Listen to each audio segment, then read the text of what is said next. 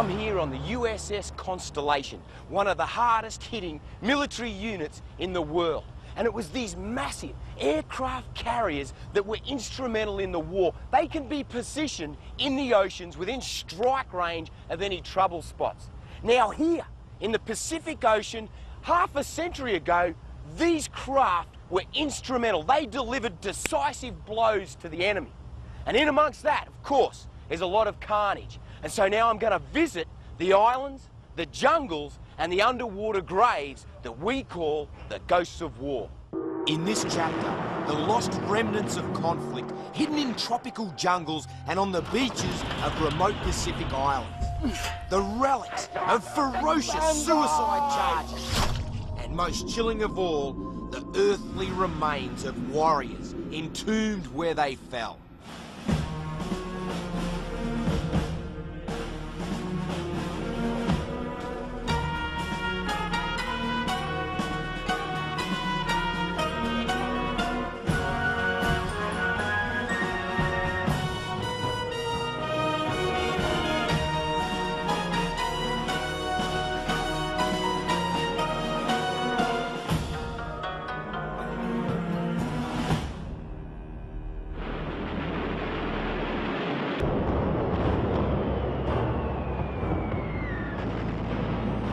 Near the top of this hill in this really thick jungle, apparently there's a Catalina that come down, fully laden with bombs and blokes.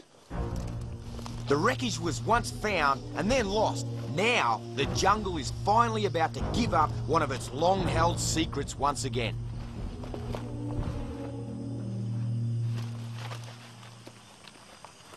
How'd you be?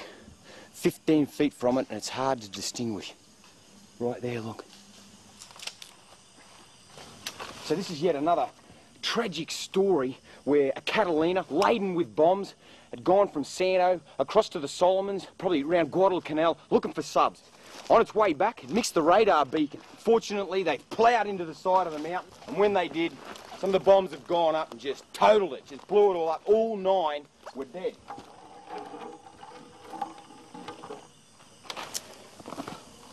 Judging by the thickness and the shape, this would be an armoured pilot seat. I guess all the crew, the pilots and everyone would have been obliterated when the bombs went off though.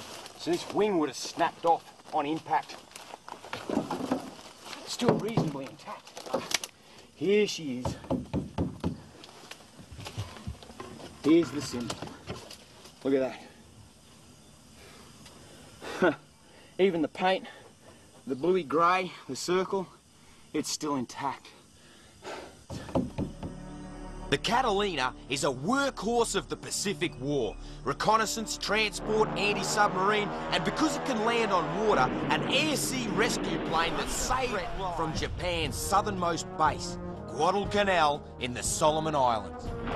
This is Red Beach, the absolute start of the invading force. Right on the end of that peninsula, that one just in there, that's Henderson Airfield. Rightio, so that was their task. No idea of the firestorm that's about to be unleashed in 6 months of carnage. Control of the air is everything in the Pacific. Whoever has air superiority will win the war. This tower, which is still really well intact, was actually built by the US military